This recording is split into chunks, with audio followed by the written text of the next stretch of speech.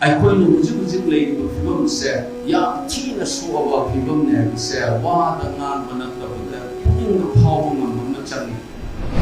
ꯂꯩꯔꯤꯕ ꯑꯩꯈꯣꯏ ꯃꯤꯌꯥꯝꯒꯤ ꯃꯑꯣꯡ ꯑꯩꯈꯣꯏꯒꯤ ꯂꯩꯔꯤꯕ ꯄꯣꯂꯤꯇꯤꯀꯦꯜ ꯀ꯭ꯂꯥꯁꯀꯤ ꯅꯦꯆꯔ ꯏꯟꯗꯤꯌꯥ ꯒꯚꯔꯟꯃꯦꯟꯠꯅ ꯇꯧꯔꯛꯏꯁꯤꯅ ꯀꯔꯤꯅꯣꯅ ꯈꯟꯕ ꯀꯥꯟꯗ ꯊꯦꯡꯅꯔꯤꯕ ꯂꯥꯟꯁꯦ ꯑꯔꯥꯏꯕ ꯂꯥꯟ ꯅꯠꯇꯦ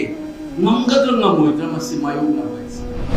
ꯑꯩꯈꯣꯏꯅ ꯏꯃꯥ ꯂꯩꯕꯥꯛ ꯀꯟꯒꯅꯤꯗꯤ ꯍꯥꯏ ꯃꯅꯤꯄꯨꯔꯒꯤ ꯈꯨꯟꯅꯥꯏꯒꯤ ꯑꯣꯏꯔꯤꯕ ꯅꯦꯆꯔ ꯒꯚꯔꯟꯃꯦꯟꯠ ꯑꯣꯐ ꯏꯟꯗꯤꯌꯥꯅ ꯇꯧꯔꯛꯏꯕꯁꯤꯗ ꯑꯩꯈꯣꯏꯅ ꯉꯁꯤꯐꯥꯎ ꯆꯍꯤ 6ꯁꯤꯗ ꯇꯧꯔꯛꯏꯕ ꯃꯑꯣꯡ ꯃꯌꯥꯝꯁꯤ ꯌꯦꯡꯉꯀꯥꯟꯗ ꯌꯥꯝ ꯊꯤꯅ ꯂꯨꯔꯦ ꯍꯥꯏꯕꯅꯤ ꯄꯨꯛꯅꯤꯡꯗ ꯐꯥꯎꯔꯛꯄ ꯃꯇꯝ ꯈꯪꯂꯛꯄ ꯃꯇꯝꯗꯗꯤ ꯑꯍꯤꯡ ꯇꯨꯝꯕ ꯁꯨꯡꯌꯥ ꯌꯥꯔꯣꯏ ꯇꯧꯔꯤꯕ ꯄꯣꯠꯁꯤ ꯀꯔꯤꯅꯣ ꯍꯥꯏꯁꯦ ꯑꯣꯏꯔꯔꯣꯏ ꯌꯥꯔꯣꯏꯅ ꯈꯨꯠ ꯊꯥꯡꯒꯠꯂꯒ ꯆꯦꯟꯒꯗꯕ ꯃꯤꯌꯥꯝꯒꯤ ꯄꯨꯊꯣꯛꯇꯦꯕ ꯉꯥꯡꯅ ꯁꯤꯅꯤ ꯈꯪꯈꯪꯅ ꯆꯩꯊꯥꯔꯣ ꯈꯨꯡꯒꯪꯗ ꯏꯔꯝꯃꯤꯗꯨꯅꯤ ꯃꯤꯒꯤ ꯃꯔꯨꯅꯗꯤ ꯌꯧꯔꯦ ꯑꯩꯈꯣꯏ ꯂꯣꯏꯅ ꯁꯤꯔꯒꯅꯤ ꯑꯗꯨꯕꯨ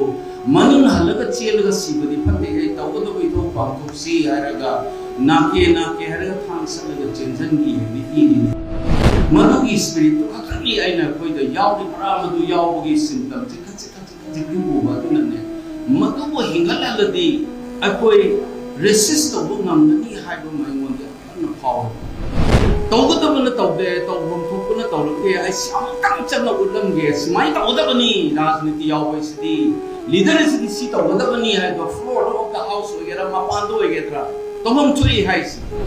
ꯆꯠꯅꯔꯤꯕ ꯂꯣꯗ ꯌꯥꯎꯗꯦ ꯃꯌꯥ ꯍꯤꯒꯠꯂꯒ ꯇꯧꯔꯝꯂꯤꯕꯒꯤ ꯄꯥꯎ ꯇꯥꯕ ꯅꯨꯄꯤ ꯃꯌꯥꯝꯅ ꯀꯞꯄ ꯇꯝꯃꯛꯄ ꯃꯌꯥ ꯍꯤꯒꯠꯂꯒ ꯀꯔꯦꯝ ꯀꯊꯥꯏꯅꯕꯒꯤ ꯋꯥ ꯉꯥꯡꯅꯒꯗꯤ ꯅꯣꯡꯃꯩ ꯀꯥꯞꯁꯤꯜꯂꯛꯄꯒꯤ ꯋꯥꯔꯤ ꯇꯥꯕꯗꯣ ꯑꯩꯈꯣꯏꯒꯤ ꯄꯨꯛꯅꯤꯡꯗ ꯐꯥꯎꯕ ꯑꯃ ꯆꯪꯉꯦꯕ ꯈꯪꯅ ꯃꯤꯌꯥꯝꯒꯤ ꯐꯤꯂꯤꯡꯗꯣ ꯑꯩꯅ ꯀꯟꯚꯦ ꯇꯧꯕ ꯑꯃ ꯆꯪꯉꯦ ꯑꯩꯈꯣꯏꯒꯤ ꯑꯣꯏꯔꯤꯕ ꯐꯤꯕꯝꯁꯤ ꯚꯥꯏꯅ ꯏꯟꯗꯤꯌꯥ ꯍꯥꯏꯕ ꯂꯩꯄꯥꯛꯁꯤꯗ ꯑꯦꯠ ꯗ ꯍꯥꯏꯠ ꯑꯣꯐ ꯀश्मीꯔ ꯏꯟꯁꯔꯖꯦꯟꯁꯤꯗꯁꯨ ꯂꯩꯈꯤꯗꯕ ꯄꯨꯡꯄꯨꯝ ꯊꯨꯒꯥꯏꯔꯒ ꯂꯩꯔꯕꯅꯦ ꯂꯩꯄꯥꯛꯀꯤ ꯂꯨꯆꯤꯡꯕ ꯑꯃ ꯑꯣꯏꯔꯒ ꯗꯦꯜꯂꯤꯗꯒꯤ ꯍꯥꯄꯛꯄ ꯇꯣꯞ ꯑꯣꯐꯤꯁꯔꯗ ꯐꯣꯟ ꯇꯧꯕ ꯉꯝꯗꯗꯅ ꯃꯈꯥꯒꯤ ꯗꯤꯁꯇ꯭ꯔꯤꯛ ꯂꯦꯚꯦꯜꯒꯤ ꯑꯣꯐꯤꯁꯔꯗ ꯐꯣꯟ ꯇꯧꯔꯕ ꯑꯩꯈꯣꯏꯒꯤ ꯂꯤꯗꯔꯁꯤꯡꯅꯦꯕ ꯑꯩꯈꯣꯏꯗ ꯂꯩꯔꯤꯁꯦ ꯀꯌꯥꯝꯅ ꯁꯣꯜꯂꯒ ꯂꯩꯒꯦꯗ ꯅꯤꯌꯣꯝꯁꯦ ꯄꯣꯛꯅ ꯊꯨꯒꯥꯏꯔꯒ ꯑꯗꯨ ꯏꯟꯗꯤꯌꯥꯟ ꯑꯥꯔꯃꯤ ꯂꯩꯅ ꯅꯪꯒꯤ 50 ꯃꯤꯇꯔꯁ ꯐꯥꯗꯕ ꯃꯐꯝꯗꯨꯗ ꯌꯨꯝ ꯀꯃꯥꯏꯅ ꯃꯩ ꯊꯥꯗꯣꯛꯍꯟꯒꯦꯅ ꯃꯁꯤ ꯍꯪꯕ ꯉꯝꯕꯒꯤ ꯒꯠ ꯑꯃ ꯆꯪꯉꯦꯕ ꯑꯩꯈꯣꯏꯗ ꯃꯗꯨꯗ ꯂꯦꯝꯕ ꯁꯥꯔꯤꯅꯤ ꯁꯥꯎꯗꯕ ꯐꯩꯌꯦꯅ ꯂꯩꯔꯒꯗꯤ ꯑꯩꯈꯣꯏꯅ ꯚꯣꯠ ꯂꯦꯞꯄꯒꯤ ꯑꯥꯔꯊ ꯀꯔꯤꯅꯣ उसित थवैदबगी लेवल से कयामक वांगेदा इलेक्टेड मेंबर्स सुमु उसिते से ब्यूरोक्रेट लेवल दा उसिते सिपाही मसाना बो उसिलत्रबने सी की डेंजर से करिनो से कोई खमम चने अदुना हंदक लाकदोरिबा वोट से चुमनगी वोट इन उगेगनो तोयरबनी कॉन्स्टिट्यूशन की सिस्टम से फोंगना उसित थवैदना तौरपा इकोनॉमी द तोयरबा लमनी per capita income lowestly inflation highestly unemployment level दा अकोइना 5th पोजीशन लौर लैरिनी प्राइवेट सेक्टर की एक्सपेंडिचर हेल्थ सेक्टर दसो 80% प्राइवेट ते येगी बले पाकनी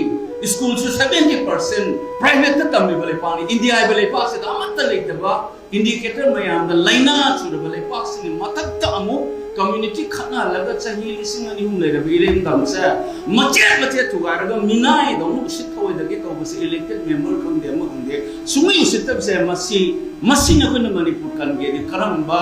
dedication Karamba commitment Karamba correct संगे से कोई मुन खनम चंगे